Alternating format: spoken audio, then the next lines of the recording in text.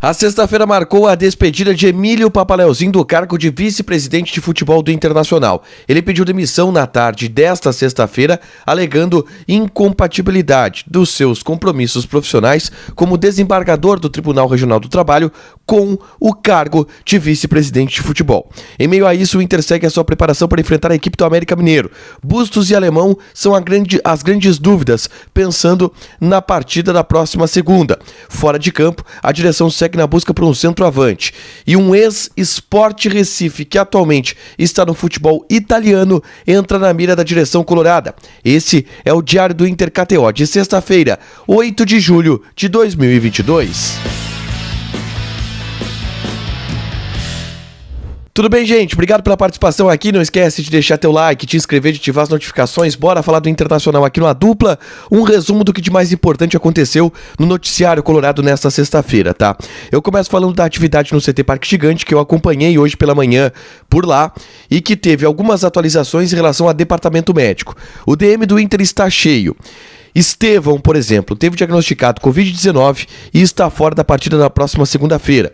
Ele está agora passando pelo protocolo, tá? Quando alguém é contaminado, alguém é diagnosticado com Covid, ele tem que, no mínimo, 7 dias ficar de fora. Se não testar negativo em 10 dias, ele volta ao convívio dos demais. Só que outro jogador também tem sintomas gripais. E eu falo do Alexandre Alemão. O Alexandre Alemão tem sintomas gripais, testou negativo para Covid, mas de qualquer maneira está sendo preservado das atividades. E vai fazer novos testes ao longo dos próximos dias.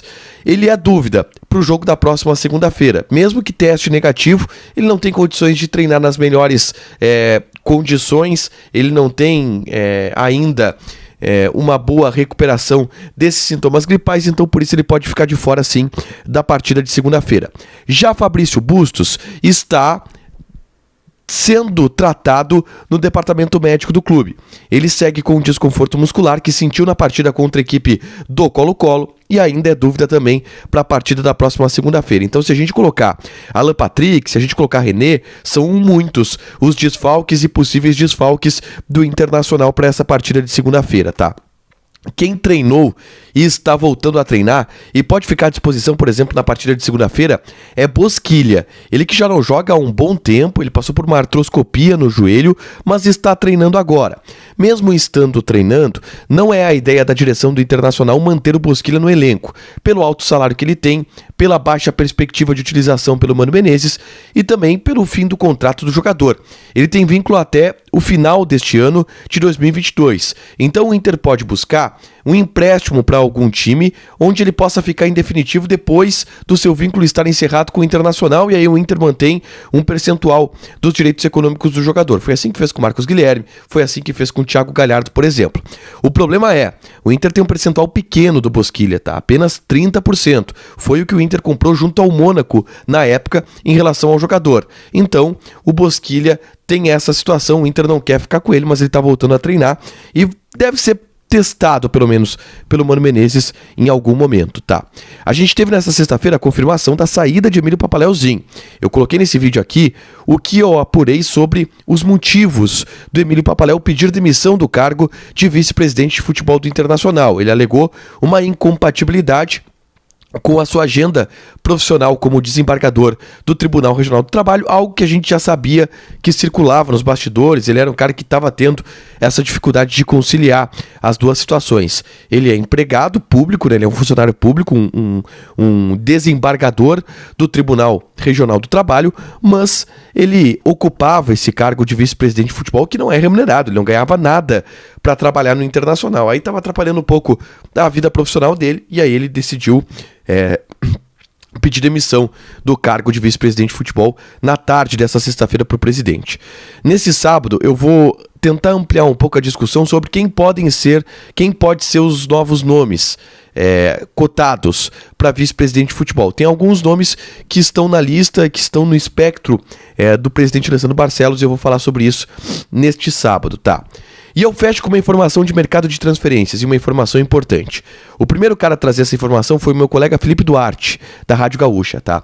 Que é sobre o Mikael. O Mikael é um jogador de 23 anos de idade que estava e foi revelado no Sport Recife, centroavante canhoto, que já despertou o interesse do Internacional em outros momentos e que agora pertence ao Salernitana do futebol italiano. Ele, em um primeiro momento, foi emprestado para a equipe italiana. Só que como o time se manteve na Série A do campeonato italiano, ele ativou uma cláusula que obrigava o clube a comprar o Mikael. E aí ele investiu algo em torno de 3 milhões de euros pelo jogador. Só que o Mikael não deu certo lá. O Mikael não vinha sendo utilizado e não deverá ser utilizado pelo treinador, mesmo com o clube adquirindo o jogador em definitivo. Então, como o Salernitana perdeu 3 milhões de euros com um jogador que não pretende utilizar por uma força contratual, eles estão dispostos a emprestar o atleta para algum time onde ele possa ganhar vitrine e ser revendido ali na frente para o clube italiano pelo menos recuperar esse investimento. E é nesse modelo que o Internacional aparece como uma possível vitrine para o jogador. Deverá existir na próxima semana uma reunião com o empresário do jogador para falar sobre a possibilidade de ele se transferir para o Internacional. Um jogador que já demonstrou interesse do Inter, já despertou interesse, do Inter em outros momentos, e o Inter segue em busca de um centroavante e está analisando a situação dele. Informação essa trazida pelo Felipe Duarte, hoje pela manhã, meu colega da Rádio Gaúcha. Para fechar, vamos falar de KTO. Eu quero passar aqui as odds de alguns jogos deste sábado, tá? A gente vai ter compromissos pelo Campeonato Brasileiro e também pelo Campeonato Brasileiro da Série B. Na Série B, deu o Grêmio com uma odd bem baixa contra a equipe do Náutico. Mas olha, no Brasileirão tem Fluminense e Ceará. Odd do Fluminense 1.72, odd do empate 3.5, odd do Ceará 5.33.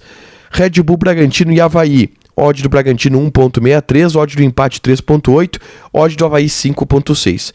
Joga lá, te registra, coloca o cupom ADUPLA que tu ganha 20% de bônus em cima do teu primeiro depósito. Fechado? Deixa teu like, te inscreve, ativa as notificações que vai ter mais conteúdo aqui no canal. Beijo!